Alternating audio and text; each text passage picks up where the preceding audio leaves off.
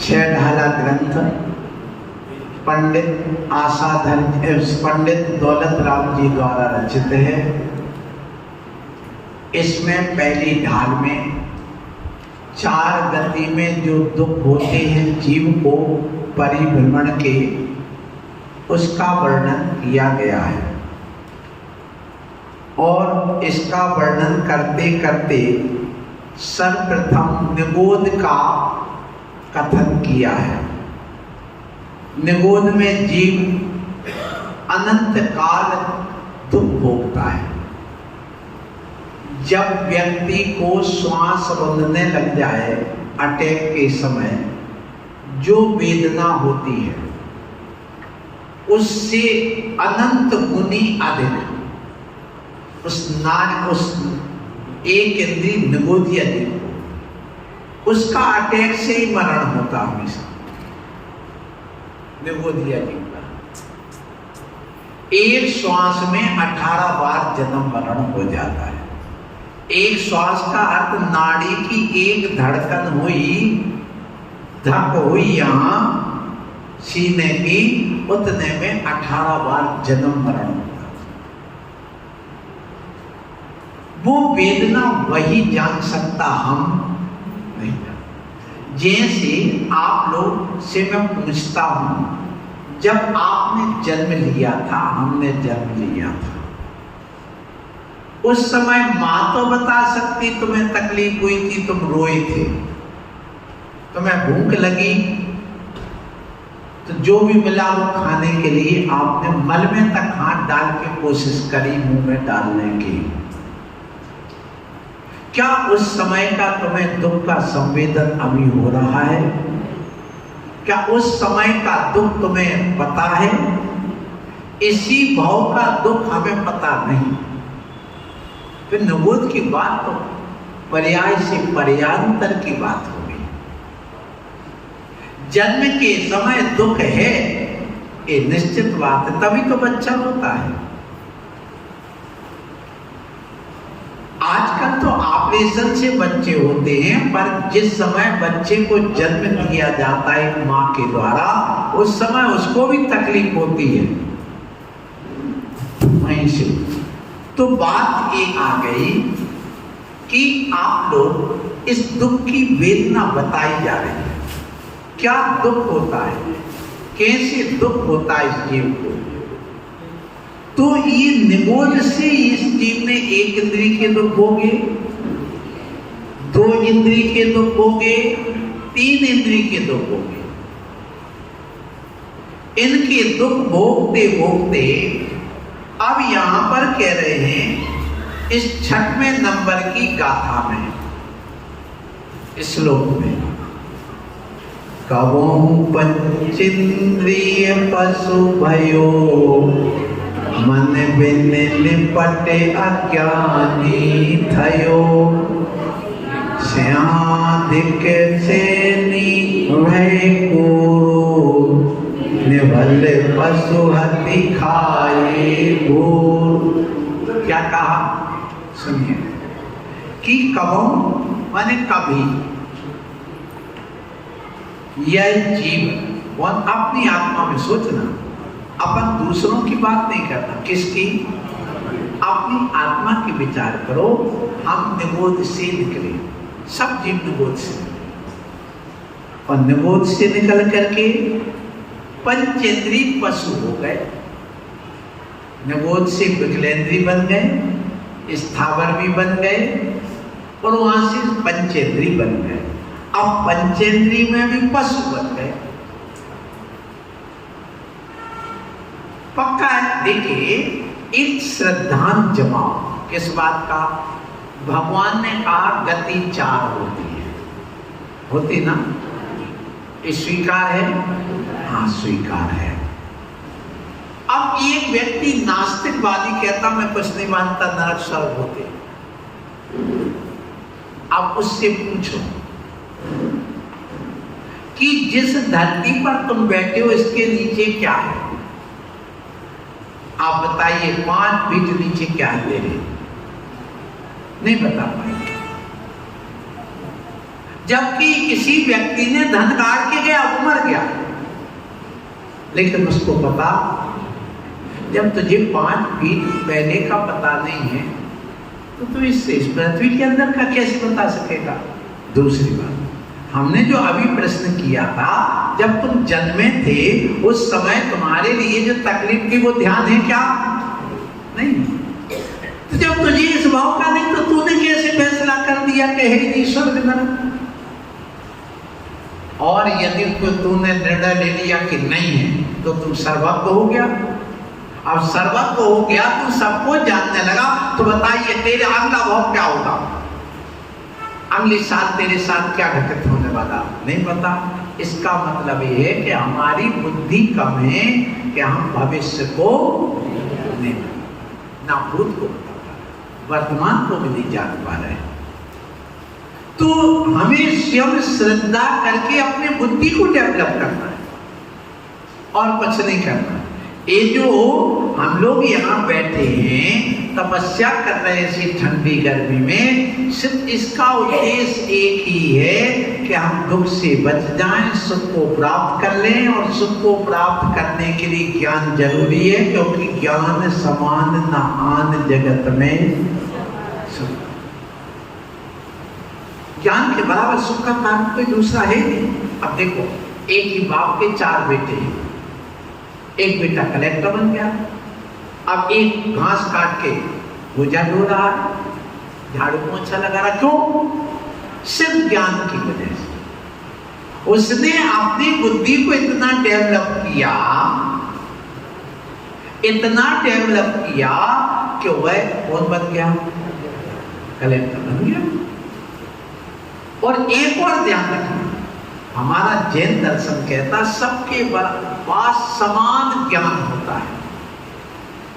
सबके अंदर वो केवल ज्ञान, मति ज्ञान, सुख ज्ञान, अवधि ज्ञान, 5 कर्म के आवरण, और वो शक्ति अंदर बैठी है ज्ञान की।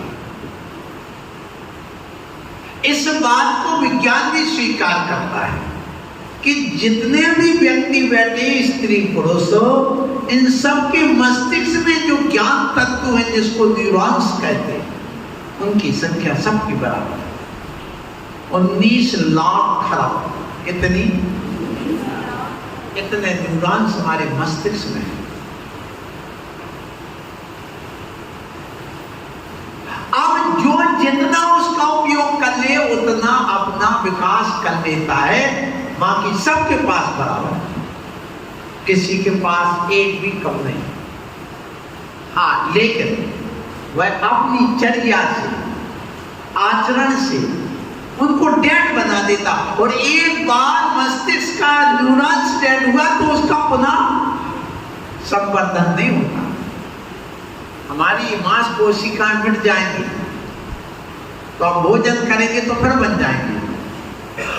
लेकिन मस्तिष्क की यदि न्यूरॉन्स हमारे या गावा नाम के जो ट्रांसमीटर हैं वो नष्ट हो गए, पुनः जीवित नहीं गए। इसलिए बुढ़ापे में कहते ना सती आ गए, इसलिए कहते कि धीरे धीरे धीरे वो डेड होते चले जाते। तो इसको हमारे ज्ञान का क्षयोसम कहा जैन दर्शन में। उस ज्ञान का क्षयोसम हमें बढ़ाना चाहिए, और ज्ञान का क्षयोसम बढ़ेगा जितना, उतना ही तुम्हें सुख की अनुभूति होगी। और यदि वह ज्ञान वैराग्य से सहित है तो कितना भी दुख आकर के टूट जाए तुम्हारे जीवन में, तो भी वह दुख नहीं होगा। वैराग्य क्या है? वैराग्य अपने आप में एक एनीस्थीसिया की दवा है। एनीस्थीसिया जानते ना क्या करते? बेहोश करते। दूसरा सुनिए, शून्य करने की जो दवा होती है, कितना भी व्यक्ति को चीरा फाड़ी कर दो ऑपरेशन के समय, वहां यदि उसने एक इंजेक्शन से दवाई भेज दी है या आज तो ऊपर से भी लगा दो तो वो बिल्कुल शून्य हो जाता है, कोई दर्द एहसास नहीं होता। वहां के टिश्यू बिल्कुल ऐसे बिल्कुल शांत हो जाता, संवेदनशील हो जाते, जड़बद्ध हो जाते। तो उससे क्या होता, कोई भी उसको तकलीफ नहीं होता। ऐसे ही जब एक बार वैराग्य हो जाता है जीव को, तो कितना भी कष्ट आ जाए तो उसको कष्ट महसूस नहीं। एक वजह हम लोग इतनी बड़ी यात्रा करके आ गए, कहां से? तुम जहां थे वहीं रह गए, और हम 4 महीने में सारी दुनिया घूम करके आ गए। ऐसी ठंडी, ऐसी गर्मी, ऐसे कंकड़ पत्थर, रोड बन रहा है, पहाड़ फिसल रहे, जा रहे हम लोग, लेकिन कुछ नहीं, उतने ही मस्त, उतने ही स्वस्थ। तो ये जो यहां दुख का वर्णन चल रहा है, ये इसलिए चल रहा है कि तुम्हें अपने जीवन में वैराग्य हो जाए, और कुछ नहीं, इसका उद्देश्य है। तो पंचेंद्रिय हुआ, लेकिन मन में निपट अज्ञानी हुआ। निपट माने महान, अत्यधिक, अत्यंत, इतना अज्ञानी हुआ कि क्या खाना क्या नहीं खाना ये उसको पता ही नहीं लगा। इतना अज्ञानी हो गया वह जीव। अब विचार करिए, ऐसे जब अज्ञानी हुआ तो जो मिला सो खा लिया, जो मिला सो खा लिया, मल भी खा लिया। जिसकी ओर तुम दृष्टि नहीं डालते हो, सुबह से पेट साफ करते हो, आजकल तो तुम्हारे यहां पर शौचालय बन गए हैं, और आप इतने विद्वान, इतने पढ़े लिखे, इतने एजुकेटेड हो गए, इतने सब हो गए कि पहले अनपढ़ अंगूठा साफ अच्छे थे और आज के पढ़े लिखे बेकार हो गए। क्यों? आज जैसे कैसे? सुनिए, पहले आदमी भोजन करने कहाँ आता था? घर में। और शौच करने कहाँ जाता था? बाहर। आज क्या करता आदमी? शौच करने घर आता, भोजन करने। मैंने घर को क्या बना रखा? अब इससे बड़ी मूर्खता, अपने घर में किस चीज का कलेक्शन करना, बताओ?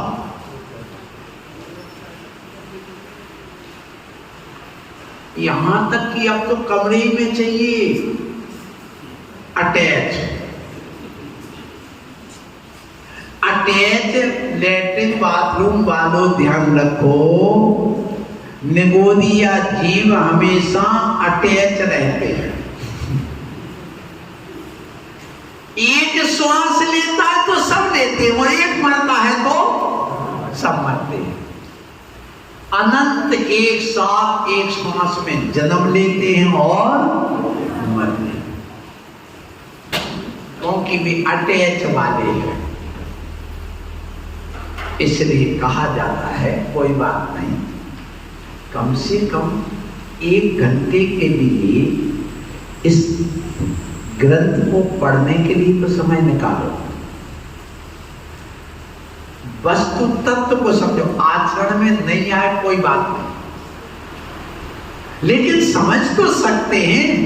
तो यहां कह रहे हैं कि देखो, निगोदिया जीव से निकल करके पृथ्वी का आदि स्थावर बन गए 5, विकलेंद्री बन गए 2 इंद्री, 3 इंद्री, 4 इंद्री को विकलेंद्री कहते हैं। और पंचेंद्री यदि बन गए तो मन के बिना बने, क्योंकि पंचेंद्री के 2 भेद है, एक संगी पंचेंद्री और एक असंगी पंचेंद्री। संगी पंचेंद्री का मन सहित जो है वो संगी, और जो मन रहते हैं वे असंगी या असेंगी, एक ही बात है।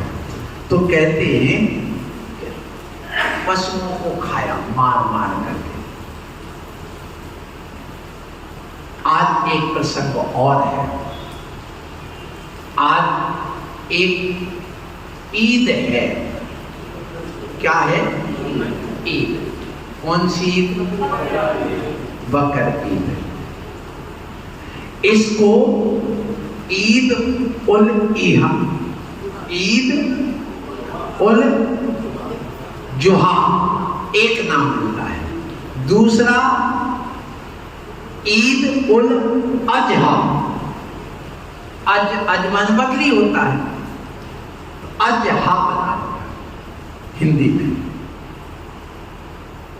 तो अब देखिए, आप विचार करिए, थोड़ा सोचना, वे जो इस महोत्सव को मनाते हैं धर्म मान करके, वे स्वयं अपनी बुद्धि से सोचें, क्या किसी जीव को मारना धर्म हो सकता है? यदि हो सकता है तो कैसे?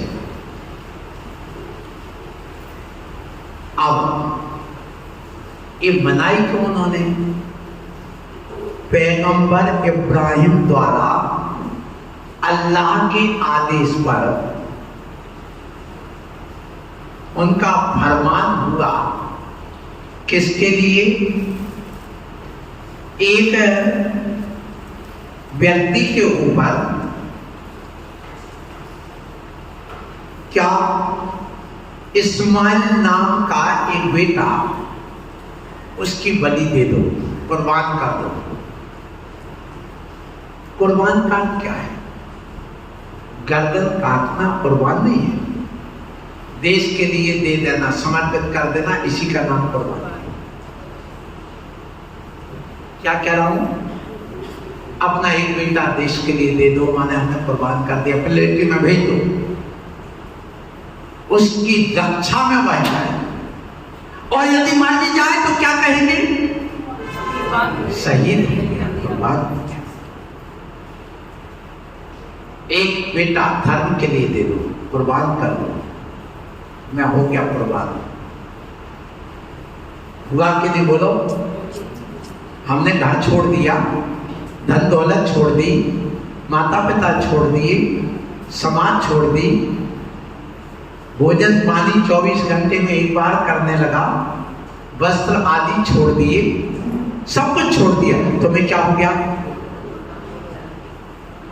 कुर्बान का गर्दन काटना नहीं होता है, ज्यादा कुर्बान का समर्पित करना अपने हिसाब से जैन दर्शन समर्पित करिए, रक्षा के लिए, ना कि मारने के लिए। तो फरमान आया कि इस इस्माइल की बलि दे दो। अब उसके बाद हो क्या गया कि जो जल्लाद था, उस बेटे की कुर्बानी देने वाला, उसके आंख पर पट्टी बनी। अब उसने जैसे मुंह ऊपर किया, और कुछ पशु पक्षी ऐसे होते हैं जो मनुष्य से ज्यादा प्यार करते हैं, यदि वो वहां गया तो वो पशु पक्षी भी वहां पहुंच जाता, स्वाभाविक। तो बकरा आ गया, उस बच्चे को पिताजी वहीं पर थे, मारते, तो बकरा आ गया, और जैसे यहां ऊपर से दिया, वो भका, जिससे गर्दन काटते हैं, वैसे ही बकरी की गर्दन पर वो छुरी चल गई और वो बच्चा बच गया। तो धर्म क्या बनाया कि अल्लाह ने इस बच्चे को जीवन दान देने के लिए, बचाने के लिए बकरी को भेजा है। तो अपने जीवन बचाने के लिए अब बकरा काटो। ये लोगों ने समझ करके बकरा काटना, ये इसकी पूरी कथा है। लेकिन अपने कर्म के अनुसार प्रत्येक जीव फल भोगता, ये जैन दर्शन कहता है।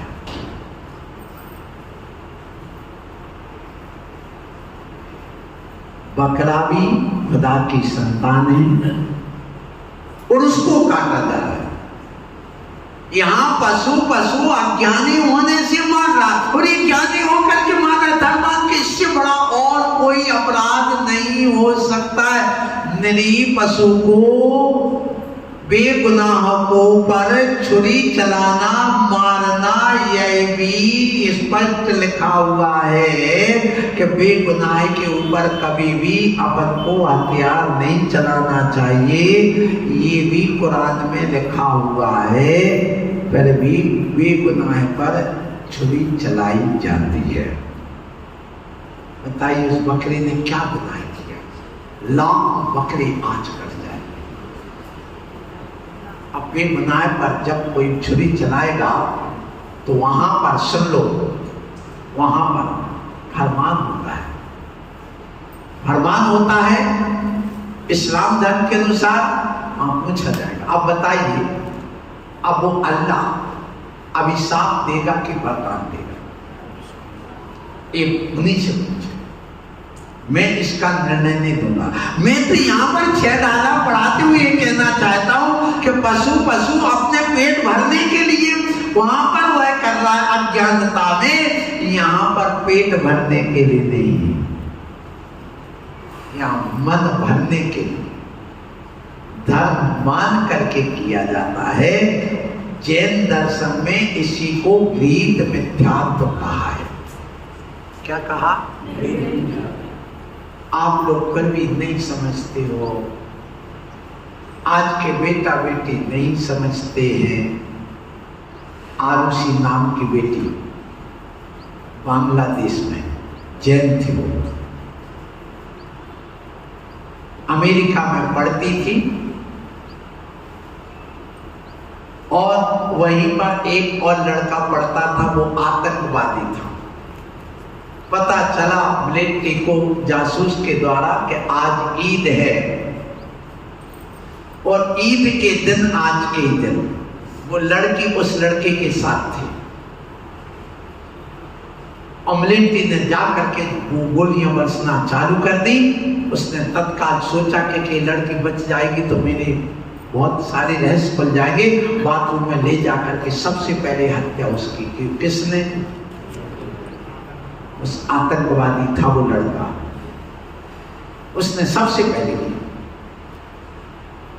और उसके बाद में क्या हुआ? पुलिस पकड़ के उसकी भी हत्या कर दी, उस आतंकवादी। अब तुम्हें यही पता नहीं कि हमारी बेटी आतंकवादी से जुड़ी है।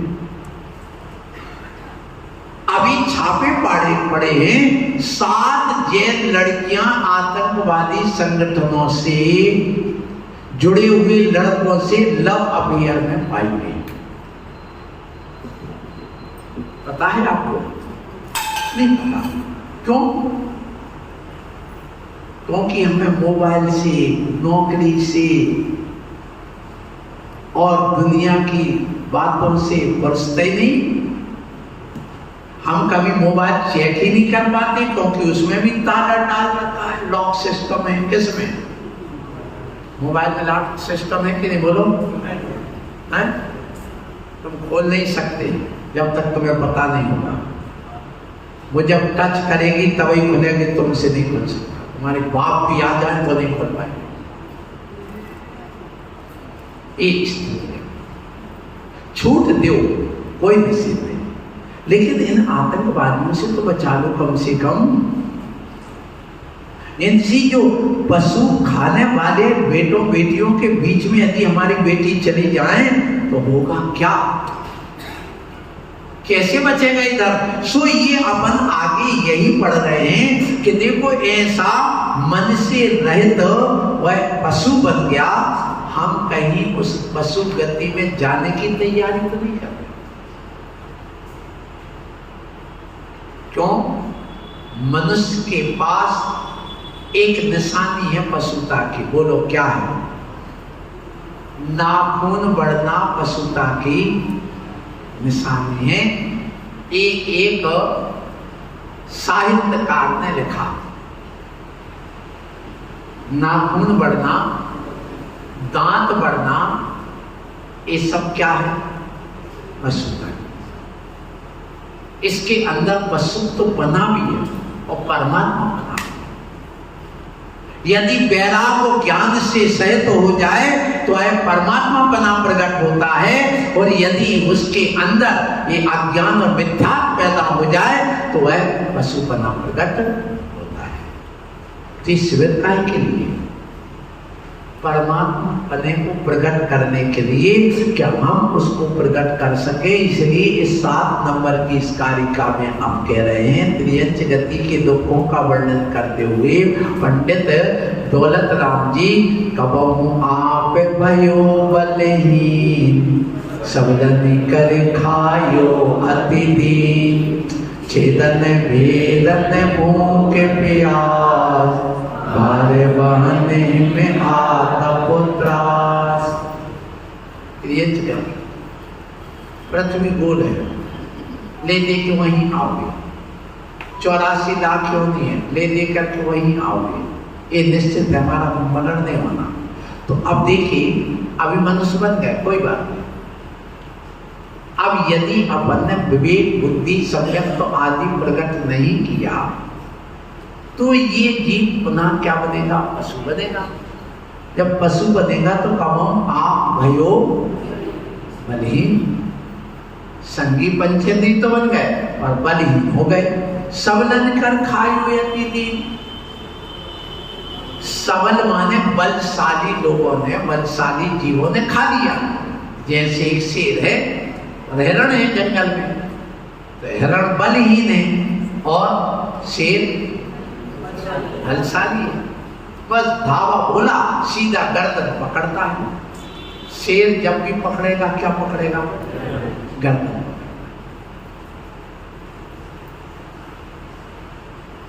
जब भी कोई आतंकवादी किसी जीव की हत्या करता है, किसी मनुष्य की, तो वो सबसे पहले गर्दन पर ही प्रहार करता है, 2 टुकड़े कर देता है। तो ऐसी स्थिति में कबहु आप भयो बलहीन सबलन कर खायो अति दीन, दीनहीन हो गया, वहां कुछ कर नहीं सका, और फिर क्या हुआ? खाया गया। और यदि नहीं भी खाया गया तो छेदन वेदन, बलि चढ़ा दी, छेदन कर दिया, वेदन कर दिया, मांस के टुकड़े टुकड़े करके खा लिए। ऐसी उनकी स्थिति है। ये दुख अपन प्रत्यक्ष देख रहे हैं और वे अपन सब भोग करके आए हैं, लेकिन सब भूले हुए हैं। और इतना नहीं तो क्या हुआ? भूख प्यास भी है और एक गाड़ी में लगा दिया उस भैंसे को, उस बैल को। अब उस पर क्षमता है 400 किलो वजन ढोने का। एक बैल 400 किलो वजन ही ढो सकता है, लेकिन 20 बोरी 20 क्विंटल ना। देखा मैंने अपने आंखों से। ओवरलोड। ट्रैक्टर में 4 टन माल भर सकते हैं। कितना? 4 टन। लेकिन कितना भर लेते हैं? 10-10, 15-15 टन वो गन्ने को भर भर करके इतने बड़े बड़े ट्राले को ले जाते हैं। और धड़ल्ले से सब चल रहा है। पुलिस को 100 का नोट पहुंचा, भेजो, आप अपना पार करो। ये दुनिया बची है। तो ये भार वहन हिम, तो भार भी जोड़ा, और हिम माने ठंड। हिम माने क्या लेना? ठंड भी। हम गए थे बद्रीनाथ, हम तो आ गए, लेकिन वहां जो पशु रह रहे, गाय रह रहे, वहां दूध नहीं मिला। हम लोगों ने दूध त्याग ही कर दिया। जैसे ये ऋषिकेश, कौन सा? ऋषिकेश से दूध का त्याग किया हम लोगों ने पूरे समय। जब तक यात्रा पूरी नहीं हो जाएगी तब तक दूध का त्याग, ये जरूरी होता है। स्वाध्याय में भी बताया गया। स्वाध्याय जब भी करने बैठो तो सम्यक ज्ञान के 8 अंग बताए गए। कितने? 8। उन 8 अंग में एक ऐसा भी है जिसमें आप किसी ना किसी त्याग करके ही स्वाध्याय करें। इस विषय को हम बाद में खोलेंगे। दूध का इसलिए त्याग किया, दूध का त्याग है तो दही का हो ही जाएगा। करें कोई नियम नहीं है, दूध अलग है यद्यपि और दही अलग है, लेकिन ऐसी ठंड में दही कौन खाएगा? और दही का तो वैसे ही त्याग चल रहा मेरा। तो आप विचार करिए अभी कि ऐसे में वहां त्याग करते हैं तो हमारा स्वाध्याय निर्विघ्न होता है। एक और तप हमारा प्रारंभ हो जाता है। तो ठंड है, आतप माने गर्मी है, इन दुखों त्रास माने दुख, ये सहन किए पशु अवस्था में, त्रियंच अवस्था में इस जीव ने।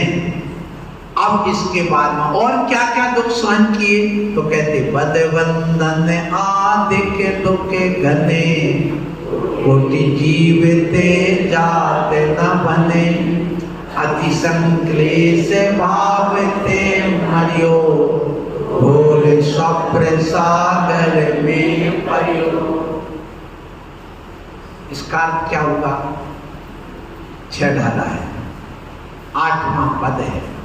इसमें कह रहे हैं कि जब ये त्रियंच गति में पशु पर्याय में इस जीव ने बद हुआ, उसका मारा गया, तो बचने की कोशिश तो करता है, चिल्लाता है, खूब आवाज करता है।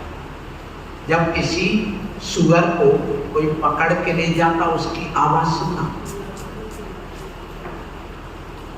जब कोई बकरी को वहां पकड़ करके बलि के लिए ले जाता, उसकी आवाज सुनना।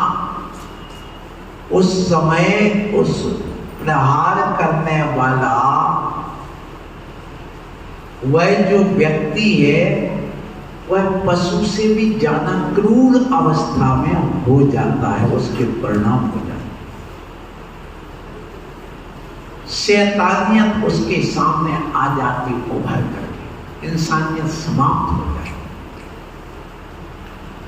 मारना, हत्या करना, खून बहाना, कष्ट पहुंचाना, ये तो शैतानियत है। और इस इंसानियत दया करना, करुणा करना, सहयोग करना, प्रेम करना, ये सब क्या है? इंसान। तो वहां पर तो ये रह नहीं। जबकि इस्लाम का अर्थ क्या होता? शांति। इस्लाम का अर्थ क्या है? ये शांति। ये नाम क्यों पड़ा इस्लाम? नहीं पता आप लोगों को? अपने जैन दर्शन में इसका उल्लेख है, उल्लेख है, और बड़ा अलग उल्लेख है। जैन दर्शन के अनुसार पीहिताश्रव मस्करी 2 मुनिराज जो पार्श्वनाथ भगवान के शिष्य थे। कौन थे? पार्श्वनाथ भगवान के शिष्य थे। भगवान महावीर स्वामी को केवल्य ज्ञान हो गया। भगवान महावीर स्वामी के कोई भी शिष्य नहीं बने दीक्षा के समय। केवल ज्ञान हो गया तो भी कोई ने दीक्षा नहीं दी। केवल ज्ञान के बाद समूषण की रचना हो गई, और समूषण की रचना में मुनि आकर के बैठ गया। 12 समाएं पूरी खचाखच भरी थी, लेकिन उनका अपना कोई शिष्य नहीं। पार्श्वनाथ भगवान के शिष्य परंपरा के सारे शिष्य, तो कोई को गणधर नहीं बनाया। तो जब इंद्रभूति को सौधर्मिंद्र द्वारा प्रश्न किए जाने पर उत्तर नहीं दे पाए तो वो समूसण में आ गए और मान स्तंभ को देख करके उनको सम्यक दर्शन की प्राप्ति और 12 सभाओं में जाकर के जैसे भगवान महावीर स्वामी के दर्शन हुए उनको वैराग्य हो गया और उन्होंने केशवंश करके सारा परिग्रह त्याग करके मुनि बन करके बैठ गए और प्रथम गणधर बनने का उनको सौभाग्य मिल गया। तो दिव्य ध्वनि खिलने लगी किसकी? तो जो पहले से पीत आसन और मस्करी बैठे थे किसमें? समझते मैं तुम्हारे बाप की उम्र का 250 वर्ष की मेरी उम्र, क्या समझ रखा है तुमने? मैं रिद्धि सिद्धि संपन्न, मुझे गणधर नहीं बनाया और दूसरी जात के आदमी को ब्राह्मण को गणधर बना लिया। आज